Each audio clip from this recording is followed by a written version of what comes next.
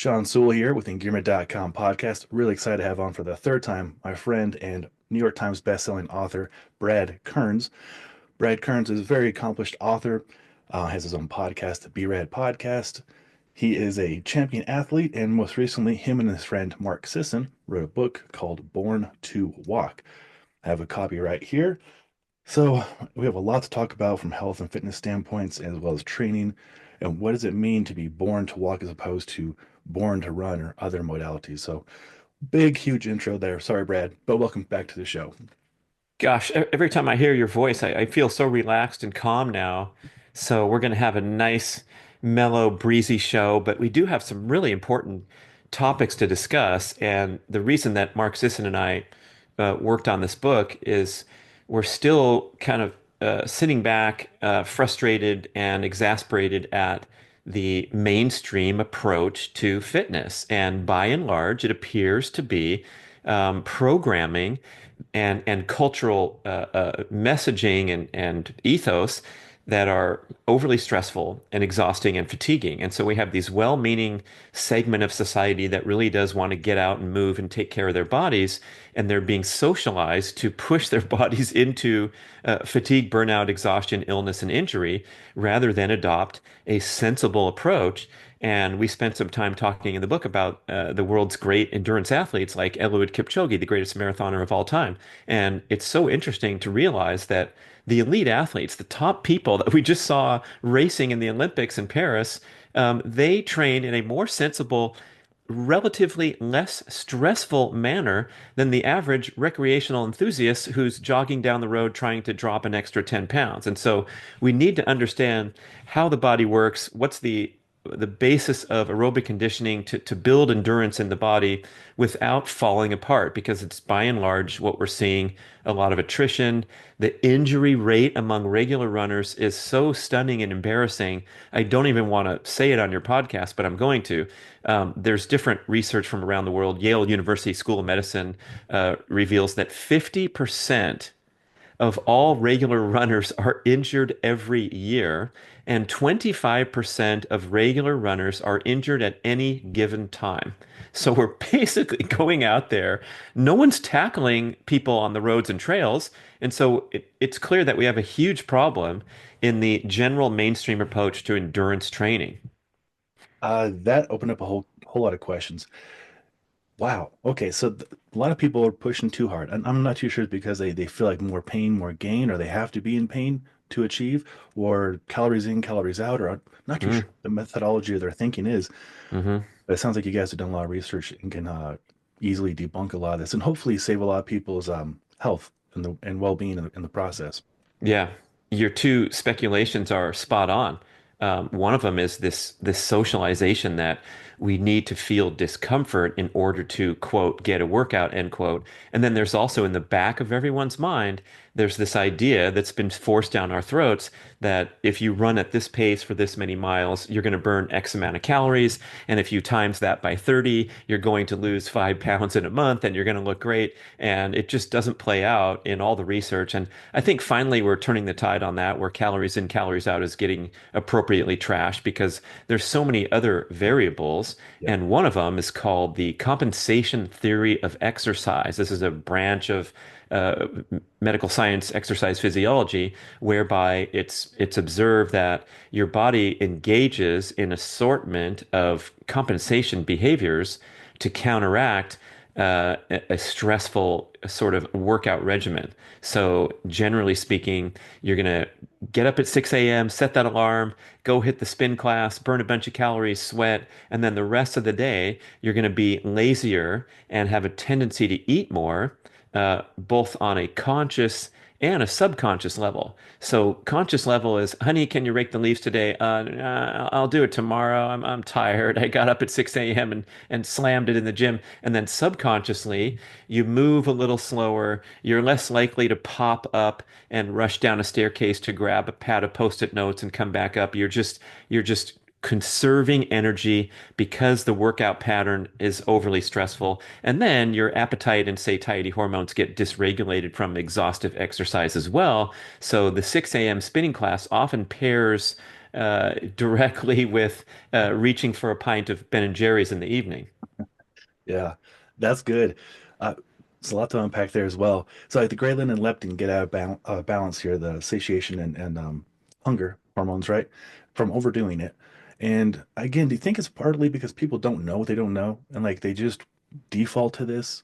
Like, how do we get it through their heads? Like, you can do it with more intuition and more, or less can be more. Yeah, I mean, that's a great question, Sean. That's why we're putting our heart and soul into these podcasts and trying to convey an alternate information. And what's amazing now with our ready access to information is, for example, I mentioned Kipchoge. He published his training log on the internet. The nitty-gritty details, which a lot of athletes will keep secret, or the mysterious way that he broke 2 hours for the marathon. So it's all there. The exercise physiologists, the coaches, the athletes have had a field day analyzing it and breaking it down. And one amazing revelation comes through is that 83% of his weekly mileage is performed at what we in the West call zone one exercise. Not zone two, zone one. Whoa, Something like 9% is zone two, and then the latter 8% would be a zone three, zone four. whoa. Okay, so we are now getting bombarded with all this messaging about how zone two is the ultimate fitness pillar, that you have to get your zone two every week, and that's great, and I support that because the upper limit of zone two is what's called fat max heart rate. I'll talk about that in a moment, how important that is. But I think we've disregarded the tremendous importance and the amazing benefits of exercising in zone one, which is very comfortable, right? As you stage up through zone five being a sprint all out, zone three and four are like anaerobic threshold type sessions and so forth, and zone two is that aerobic range. But zone one, for almost everyone listening, unless we have some Olympians out there listening, that would be a medium or brisk walk if you're super fit. So for most, in the example of running, this also applies to all endurance and aerobic sports, that most runners should spend the vast majority of their time walking in order to model the training pattern of the greatest marathoner who's ever lived. But instead, maybe influenced by training partners, or you get pushed along when you go and meet with the crowd on Saturday morning because you don't want to fall behind, you start drifting above this very important distinction point called fat max heart rate, where the physiological effects of the workout have a significant difference. And so fat max heart rate is the point that you're burning the maximum number of fat calories per minute. If you were to speed up, of course, you're going to burn more calories, right? The faster you go, the more calories per minute you burn. When you're sprinting, you burn way more calories than when you're jogging or walking. But at fat max, if you envision like an upside down U-shaped graph, you hit fat max, and then as you speed up and go faster, your fat burning rate drops in favor of a significant spike in glucose metabolism and also ventilation and respiration rate. And so you can go into a laboratory and identify this zone two, this fat max heart rate, or Dr. Maffetone's widely respected formula is 180 minus your age in beats per minute is pretty close to your fat max heart rate. So, look, I'm almost 60. Now my fat max heart rate is 120 beats per minute. A 30-year-old would 180 minus 30, 150 would be their fat max. And it's a really good estimate of that point where you should perform the vast majority of your endurance exercise at or below or well below fat max heart rate. And what happens is when people strap on the heart rate monitor for the first time, you realize how incredibly comfortable it is when you get up to that fat max level. It doesn't even feel like you're getting much of a workout because emphasizing fat burning is very comfortable. You have sufficient oxygen, for example, to carry on a conversation without getting out of breath for the entire hour that you're out there on your jog or your brisk walk, ideally. And so learning how to train and build an aerobic base properly is all about slowing down for the vast majority of people and training the body appropriately so that you can teach your body to become efficient at burning fat 24 hours a day, rather than when you keep bumping up over zone two and you do a 30 or a 45 or a 60-minute workout. what happens is you become good at sugar burning, and then you become good at sugar chomping, like the example I use where you're slamming at 6 in the morning, and then because you've depleted your glycogen and exhausted your overall physical mechanisms doing these medium to difficult workouts, you tend to want to replenish with quick energy carbohydrates. This is incredible. I was just thinking about the people we work with a lot of backcountry skiers and snowboarders and splitboarders, like you see in the background there. They're always asking me as a fitness professional, what is the tempo I should go at? And I try and recommend to them, you should be able to talk. You should be able to talk with, Exactly. yeah. And if you can do that, you can sustain that. And a lot of them at first are like, well, don't you want to get up there faster? I'm like, you're going to burn out before you get to your goal. So just one of my favorite sayings from a friend of both of ours, Eric Frohart, retired Navy SEAL, slow is smooth, smooth is fast. Yeah. So if you can That's be great. smooth and talk, you can get to where you want to go. Yeah, and we want to look at training and aerobic conditioning with a big picture perspective. And so if you look at a year's time or 6 months' time, rather than it's 6 weeks for the marathon and I signed up for this club and we're going to train and we're going to get ready for it, that's where you get this massive rate of attrition and overuse injury. Because when exercise is too stressful, as we know, there's entire books and research about this, your hormones get out of balance, your immune system becomes suppressed, and if you do this as a pattern, like many people that have been in our community for years and decades, you can actually increase cardiovascular disease risk factors from your devotion to extreme endurance training. There's a whole chapter in the book, The Catastrophe of Chronic Cardio, where we have all this fallout and negative repercussions of people who seem to be the fittest person in the neighborhood, but inside they're constantly scarring and inflaming the heart from these gnarly workouts that last for hours in the case of like the extreme mountain biker and road biker people or the long distance ultra marathon runners. And after a while, it turns into, beating up your cardiovascular system in the same manner that you wear out your knees or your hips when you do too much jujitsu or running on pavement or what have you. But that's a really fascinating point. Too much cardio being counterproductive. It, very interestingly, as I was reading the book here, one of my clients went to a retreat, and part of the retreat was for people who have physical addictions to exercise. And one Mm. was the founders of a big city marathon. I won't say which one, but it's really fascinating how people can get addicted to exercise. It might seem counterintuitive, but there's a lot of release of different hormones, like you mentioned, and can become addictive. And there's also maybe psychologically people get addicted to it because they feel obligated to it. That's right. And it's a little appreciated issue. It's kind of the secret elephant in the room of the endurance scene. And part of it is because endurance training is often used as a successful therapy to help people overcome truly destructive addictions to substances and so forth. So it's an effective crutch or an effective transition away from a substance to go and get that endorphin high and that dopamine spike from exercise. So certainly we have a triage issue here where we want to deal with the most severe addictions first and oftentimes redirect yourself to something that's certainly addictive, but not as immediately destructive and life-threatening. But the addicted exercise person doesn't get as much sympathy or resources or support as someone who's down and out in other ways.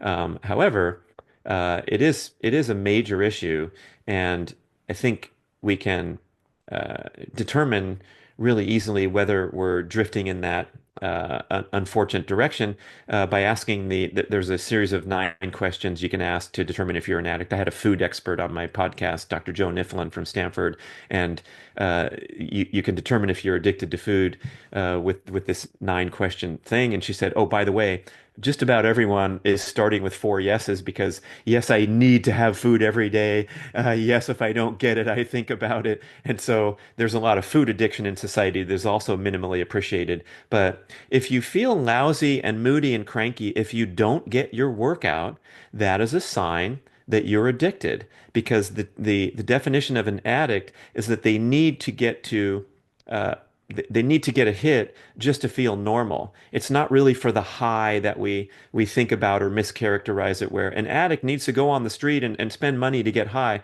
What they need to do is to get to baseline when they're in the throes of addiction. And so that's like the first and most easy one is that if your day's not right and your mood is not right, unless you go and in many cases push yourself a little bit too hard, that's a big problem to look at. And what we're trying to convince people, especially if you have, aspirations of being fit and achieving goals, the way to get to the best that your body has is to take care of yourself and tone things down and honor athletes like Kipchoge who are running and performing well within their capacity almost all the time. You posed a question earlier, and we talked about culture and we talked about the influences that push people. I'm also going to say like Hollywood, right? Because Rocky Balboa showed us all that if you push yourself hard enough, you'll make it through the 15 rounds with Apollo Creed. And so we've been socialized with these flawed notions that no pain, no gain is the way to fitness. Yeah, you're so right. And a lot of people can probably relate to this as well. There's a current influx of influential people who are very much badass, but like a David Goggins or such, like, Whew. yeah, He who's he has a the few boat? paragraphs in the book, Sean, and Good. oh boy, I got a lot of. It's a very nuanced topic, Mhm. uh, but it's kind of strange that someone is celebrated for basically doing torturous stuff to the body. However, it kind of goes back to that addiction thing. Like if you are overcoming uh, childhood traumas and PTSD and low self-esteem and all these things and crossing a finish line, it can represent a tremendous achievement and a life-changing turnaround or a recalibration of patterns and thought patterns and beliefs that don't serve you. However, there's a sensibility here where, again, what we're watching on TV in the Olympics is athletes who take exquisite care of their body to reach their highest level of peak performance. They're not abusing their body, whereby many recreational people are using exercise as kind of an outlet for obsessive compulsive behavior tendencies and other sorts of unhealthy approaches to exercise. I'm glad we're on the same page with that. Half my business is meeting people who are influenced by the David Goggins and Liver King and stuff, and they come Yeah. in wanting to do these things, and I'm like, we're going to do a lot less of that, but we're going to sustain you for a lot longer for quality of life. And Yeah, I mean, I think it's like, get your ass off the couch is a wonderful mantra for a huge percentage of the modern population. And by any means necessary, you can go pick up a book about the Navy SEAL that tortured his body and kept going even when he collapsed and all that stuff. And it's like if that's going to give you a little sprinkling of energy and motivation to get off the couch, that's great. But then for all the people out there that already have these health and fitness ambitions and are trying to figure out the puzzle. We got to dispense of the nonsense and the extremism because it really is super harmful. yeah, it really is. I'm glad you're putting this work together with Mark and sharing these studies and sharing what some professional athletes are doing. And like that blew my mind at the level one, because level two gets all the It's credit. it's mind blowing. It's absolutely mind blowing. It But the is. funny thing is, like, if you saw him running down the path in your town, if he's in town for the Denver Marathon tomorrow, or he's running down the Charles River in Boston the day before the marathon, an easy day for Kipchoge is 18 miles at 8-minute pace in the mountains. And so you get the flawed assumption that you got to go out there and grind to be an accomplished runner. But we have to look at that relative intensity whereby his zone one pace is 8 minutes per mile. That's actually his pace for the marathon is 4 minutes 34 per mile, right? So it's like 60 something percent slower than his marathon pace. So let's take the average marathon finisher. We have all these stats in the book. Worldwide, the average marathon finisher these days is a 4 hour 31, which is 10 minutes and 18 seconds per mile. A very, very impressive accomplishment to run 26 miles at 10:18 pace.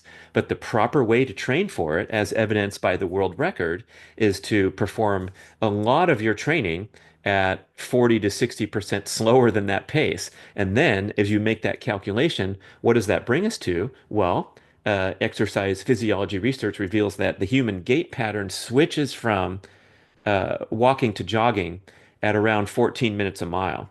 And so if you're not going faster than 14 minutes a mile, you should be walking. You can jog slower than that if you want and pound your joints and your connective tissue and go 14 minutes, 10 seconds. And then your friend's walking next to you, filming you for your next Instagram post, whatever. So walking without that impact trauma is a great workout. And for most people, it's a simple calculation. You check your fat max heart rate. So it's 180 minus your age in beats per minute. And remember, we want to stay below fat max for the entire session.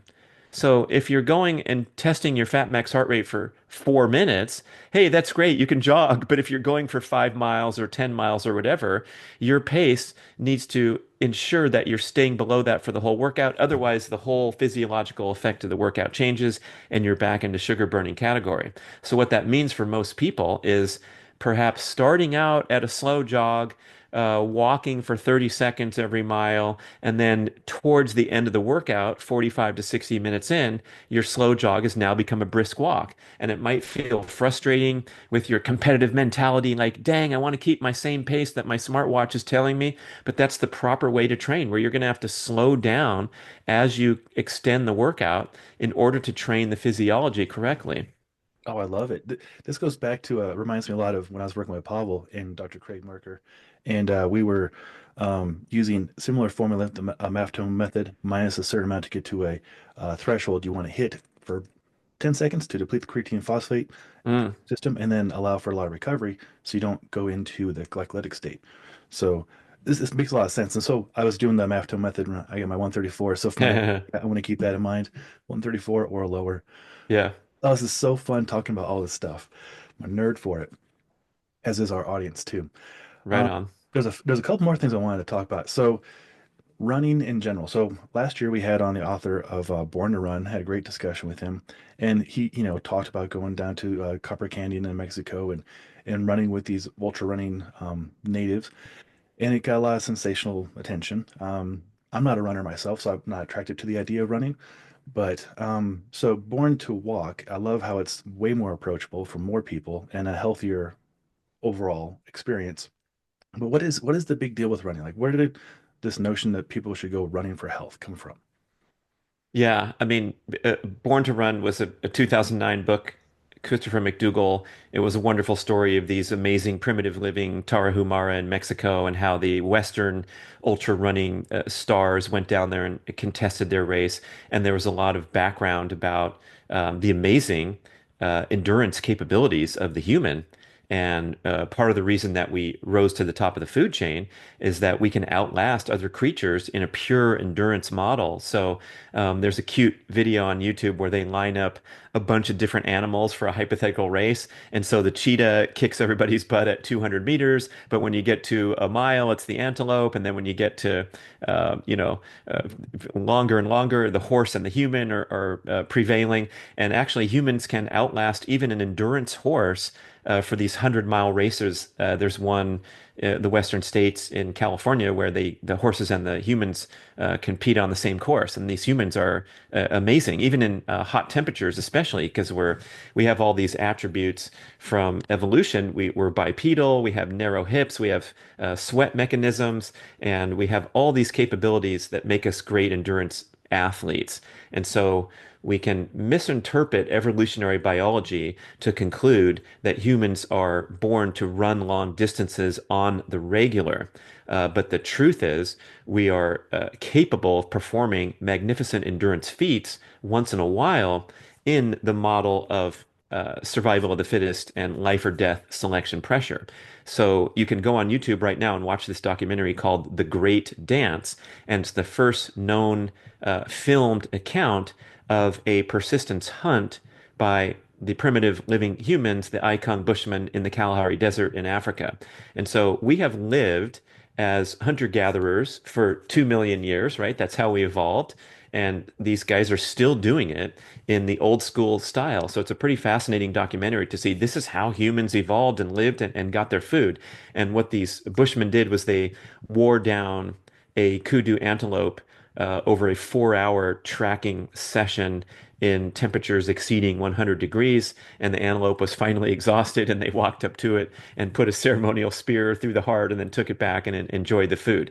But the takeaway from that is that, yeah, these guys can wear down an antelope with 4 hours in the heat, but they did not get up the next day and run an easy 6 miles, nor hit the long 20 miler on Saturday in preparation for this ridiculously crazy event known as the marathon, where you're pounding for 26.2 miles on cement in the name of health and fitness. And so we've kind of bastardized this human genetic gift for endurance into the modern day running boom. And the book goes through this in the first chapter with some interesting anecdotes. One of my favorite is like, the marathon's 26.2 miles. Most of your listeners probably know that. And it emanates from this legend of this great Greek endurance runner he was a foot messenger in the army. They're called hemerodromus or hemerodromi, dromoi plural. And so this guy Phidippides was the most amazing Greek foot messenger that relayed important messages and helped the Greeks prevail and shape Western civilization as we know it today. So the legend goes that Phidippides ran 26 miles from the city of Marathon in Greece to Athens to report victory to the assembled leaders in Athens. It's Nike Nike Neni Kayam. That means rejoice we conquer. And so as the legend goes, he ran the 26 miles, he said rejoice we conquer, and he collapsed and died. And so the glory of what Phidippides did is the inspiration for the modern day marathon, which started in the 1896, the recreation of the modern Olympic Games. They said, hey, let's throw a marathon in there in honor of Phidippides. Here's the problem. It never actually happened.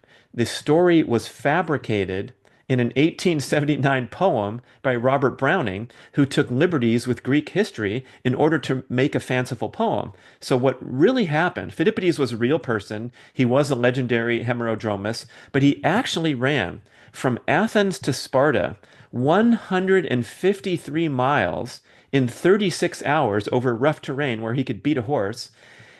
He had to do it because he needed to request the Spartans' help in battle for this major battle against the Persians that shaped Western civilization. He went to Sparta and he found out they were on religious holiday. So he immediately had to turn around and run back to Athens to tell the Athenians to wait before going to battle, to wait for the Spartans' help. So he ran 306 miles in 4 days, which Dean Karnassus, the modern day ultra runner who retraced the steps of Phidippides and did this run, he says it's one of the greatest human athletic achievements in the history of the world.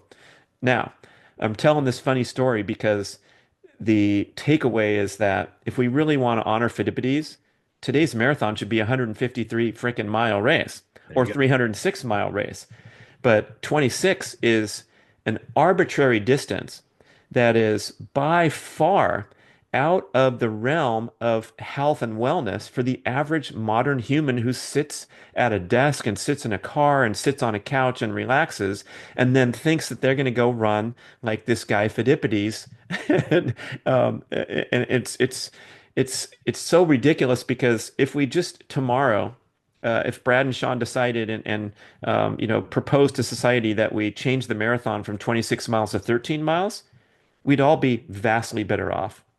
We'd go home earlier. We could go to brunch earlier. Our fans on the sidewalk that were waiting for us in the freezing cold temperatures or the windy day in New York City, it would all end earlier, and it would be more aligned with an overall, pursuit of health and wellness, because 13 miles is an extremely long way for a human to run, and you have to practice and get ready and prepare. 6 miles is an extremely long way for a human to run. But now, if we think that this marathon is kind of in the ridiculous category rather than the ultimate running accomplishment, now we can expand our perspective about what it means to be fit. And as you have with all the wonderful guests on your podcast, you mentioned Craig Marker, we need to build and maintain our strength throughout life as probably the number one priority for longevity. The aerobic conditioning certainly is an important aspect, but you do that by exercising frequently in all manner every day. You increase general everyday movement is the number one goal for aerobic conditioning. It doesn't mean running and pounding your body and getting injured. I love that. Oh, there's so many good takeaways here on positive health. And if we give the context, the 26.2 is ridiculous and bring it down to a more manageable and respectable and attainable, distance of 13 or 6 or 5 or whatever a person can do safely and still have a quality of life. And not Yeah, still setting have that quality of life pretty preserved. Yeah. important, pretty important Yeah. stuff. Yeah. And Oh, so, you can do like bucket list achievements. We're all in favor of that. And so if you're so inspired and you've read a book and said, you know what, I want to push myself and challenge myself and see if I can hike to one of the 14ers in Colorado this summer, or hike to the highest peak in my county next summer, or run this fun run that's 13 miles in my community or 10K. These things are great challenges to get out of the comfort and convenience and expectations and predictability of modern life, but the pattern and the recurrence of day after day after day of pounding the body, that's where we divert strongly from evolutionary biology. And that's where the message, for example, in a nice storytelling book like Born to Run, has been misinterpreted to think, well, I'm going to sign up for 3 halves this year and then culminate with the marathon and ignore the fact that I don't have this broad-based functional fitness starting point, for example, like a bushman might have, because they walk 3 to 9 miles every single day in the course of their daily life. Of course, they can chase an antelope down for 4 hours. So it's all about kind of reframing what it means to be fit, what it means to take care of your body, rather than to blindly follow this corporate marketing and cultural programming telling you that the marathon is the ultimate achievement. I dig it. Yeah, there's a lot behind that. I know a lot of people get caught up in that. What about health-wise? So a person who's a very avid runner, what does it do? Hormone change, fat storage, injuries. You mentioned that injury stat was off the charts. That blew my mind. What are some things like that that a person can anticipate if they continue down overtraining, basically? Yeah, I mean, here's the thing. I talked about that fat max heart rate. Mhm. Um, the more you can move throughout the day, the more healthy you're going to be. Almost to, and there's research on this group of people that they studied at the Cooper Institute, I believe, called super exercisers. So they found these people that exercise 30 to 35 hours per week for decades. I don't know who these people are. If you're listening now, drop a note to Sean. He'll send you a free gift. I'll send you a free book, man, if you're a super exerciser. But it's probably people that, and I know a few people in my life that walk 5 miles every single day. There's a guy at the park where I walk with my mother and her little dog, a couple laps, and you see this guy, and he's already done a few laps, and he lives a few miles from the park. And so there's people that are retired, whatever. And the more you can keep your body moving every day, for example, if we decide to take a break from podcasting and we walk the Colorado Trail next summer and do all 28 segments and 468 miles, whatever, that is going to be an extremely healthy way to spend your summer. So it's all about managing that stress impact of the session to be low to moderate intensity, where the body feels refreshed and energized after a good brisk walk, or even a 2 hour hike. You usually come home and you feel great and alert and energized. And honey, can you rake the leaves? Sure, I can rake the leaves. And it's all part of being more healthy and active and energetic. And the body loves to move, and the Homo sapiens species is required to move for optimal health. So when we sit, and you've probably heard and talked about this on the show, the sitting is the new smoking branch of medical and health research is validated that when we sit, all kinds of bad stuff happens to our muscles, joints, connective tissue. We get tight hamstrings, we get weak glutes, we get tight hip flexors, we get a dysfunctional lower back, a weak core, all these things. So just walking around is a huge health boost with no upper limit cap. But if we start to get into these chronic patterns as we call them, for example, the wonderful CrossFit community where people are, doing this life-changing improvement in their fitness, and then you see them going there 4 days a week, 5 days a week, doing three super blast off workouts and then two medium ones. It becomes too much really quickly and easily, and that's especially prevalent in the scene of like the triathlon training and the ultra running and the marathon training, and even people that are just a little overcooked gym freaks where they're in there doing a hard class every single morning and thinking that's a path to health and fitness. I'll throw in one other little thing with this monologue here, where probably the biggest reason that people are out there and doing endurance training is desire to drop excess body fat or look good or have a good physique. Mhm. Running does not contribute to fat reduction. It does not. This is validated by science, and the reason is because it's too stressful. And when you chronically overproduce stress hormones, what happens is you send the genetic signals to store excess body fat and also shed lean muscle tissue. So you become what this is called skinny fat, where you have a spare tire. It's especially the visceral fat that is prompted by excess stress hormone production, chronically excessive stress hormone production. So what you see in the running community especially are people shuffling along at a very slow pace, perhaps close to walking. I talked about 14 minutes a mile, and carrying extra weight despite hours and hours of devotion to what's considered extreme endurance training. And so the way to escape this and to get out of this rut is slowing down into the fat burning heart rates where your appetite and your satiety are not dysregulated. When you go for a walk and you come back or you go for an hour hike, your appetite and your mood and your energy are stabilized for hours after, rather than that crash and burn feeling that a lot of extreme exercisers get, as I described, the spinning class in the morning and the Ben and Jerry's at night. Very well said. And a lot of what we do in our business can definitely speak to that honesty there. And a lot of stuff that you talked about, you were on the Strong First podcast with Craig Marker in 2018, talking much about this kind of stuff, about training intelligently as opposed to just working out for the sake of working out. And I believe one of the episodes we had with Craig was using intuition and also getting away from HIIT, high intensity interval training, and doing HURT, high intensity repeat training. Whereas if you can repeat the interval at the same intensity or the same strength or same speed, then you're doing good. The moment it dips by more than 10, 15%, you call it. Mm. And it's a really trackable, safe way to train. This is how I do a lot of my people. And we see great results as opposed to just going for, 90% intensity for as long as possible till they get sick and fall in a puddle of their own sweat. It's Yeah, not very it's rough. sustainable. Yeah. Yeah. So a lot of what you're saying makes a lot of sense. And I'm excited that this book is getting out there to help a lot of people. And walking is so approachable. And it's honestly my favorite thing. My favorite thing to do is get home from work and go grab my wife and dog and walk for 20, 30 minutes and explore our new neighborhood.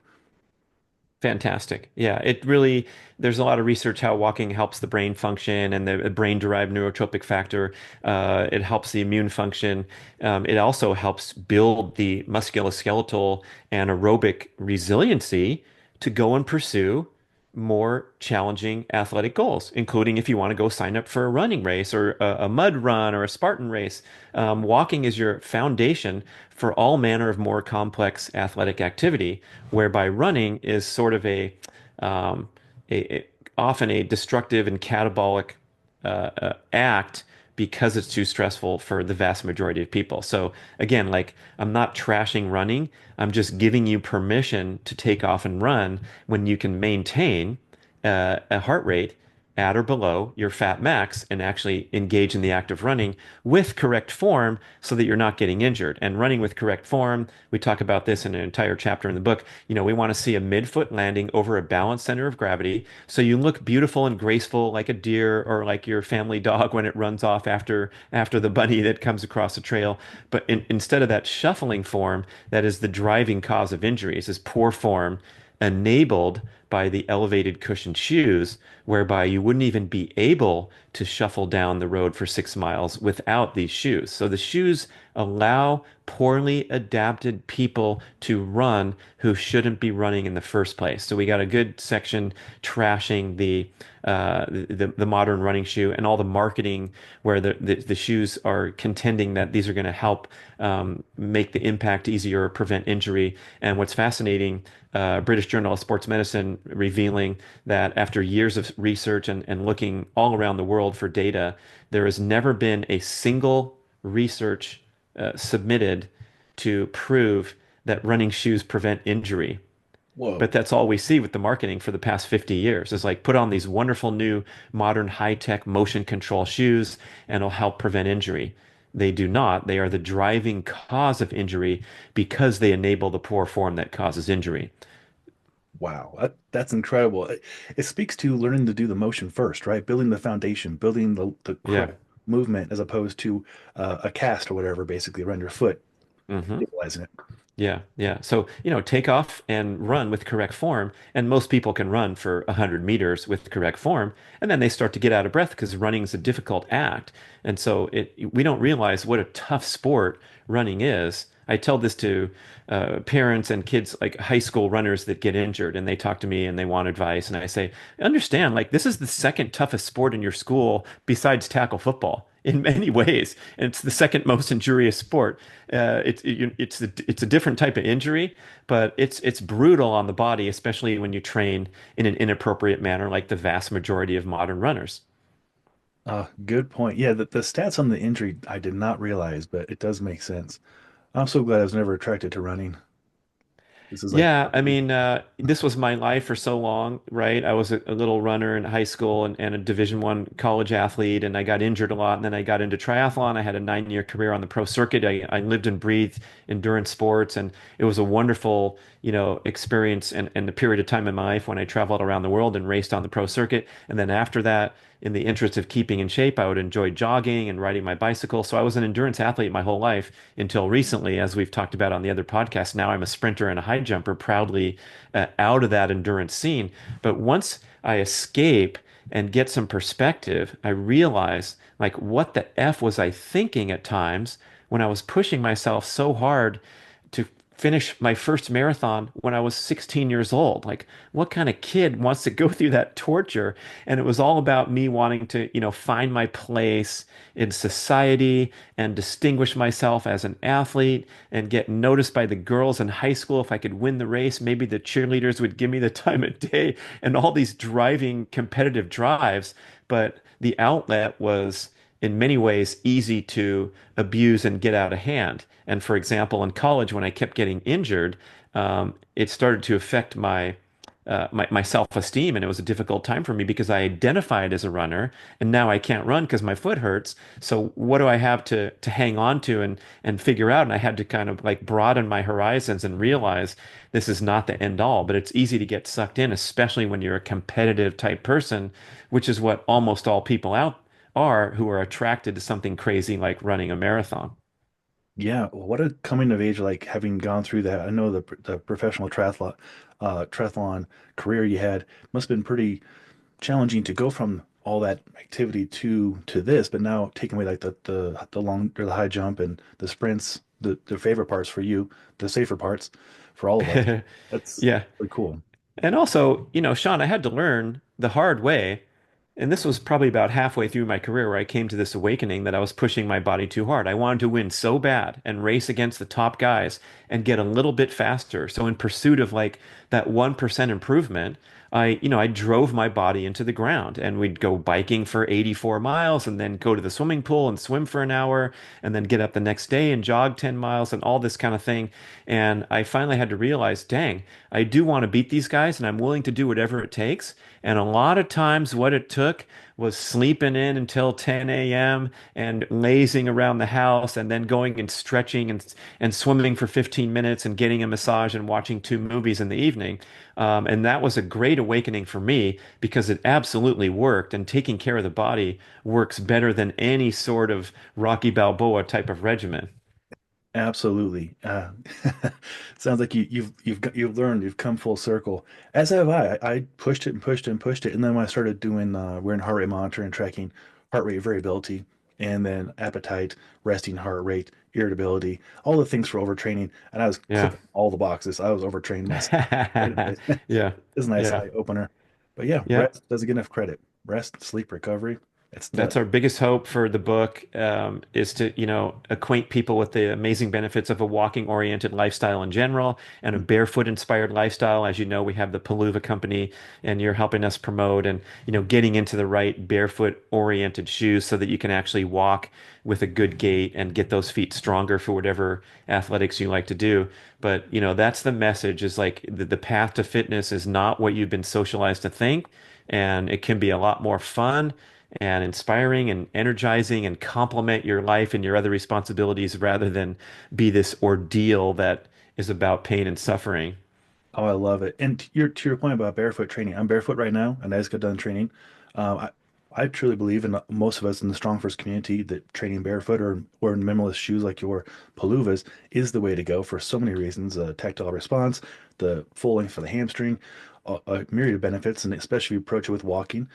In fact, we have a couple pairs in our gym for people to rotate through, as long as they're Oh, how size 11 cool. and a half. Yeah, I have a Right on. video I'll send you over. My friend, he's Ross Tafarian, who helped me build the yard with these All like right. 6 foot long dreadlocks doing kettlebell swings with your Palooza shoes. Right on. Yeah, I'll we send love you it. some more samples too. That's a great thing to have. I love that. We would love that. We'll put those to Yeah. use at the gym. Well, there's this book is great. I mean, going through the chapters and just the tip of the iceberg today with you. Born to Walk, right here. Brad Kearns, Mark Sisson. You probably know them as well from the Primal Blueprint, which we live by in our gym as well. You guys put out really helpful content and really helpful books and materials, and you're really out there doing it, and you're leading the industry in the right direction, and I truly appreciate it. Thanks a lot, Sean. We have a nice website landing page, born2walkbook.com, where you can order at your favorite retailer and then get all these bonus items, shopping discounts, PDFs that you can download with supplementary info. So I think that's a great place for people to go and learn more about the book. And thanks for the chance to share. I appreciate your show and what you're doing. So keep up the good work. Thank you so much, Brad. To all you listeners out there, I'll put all this in the show notes, and also want to say that there's reviews on Amazon from Laird Hamilton. So, I mean, big people out there appreciate Mark and Brad's work. I'll put all the show notes below. I'll track down that great dance that Brad mentioned as well. Put that in the show notes, and we'll have Brad on again here in the near future.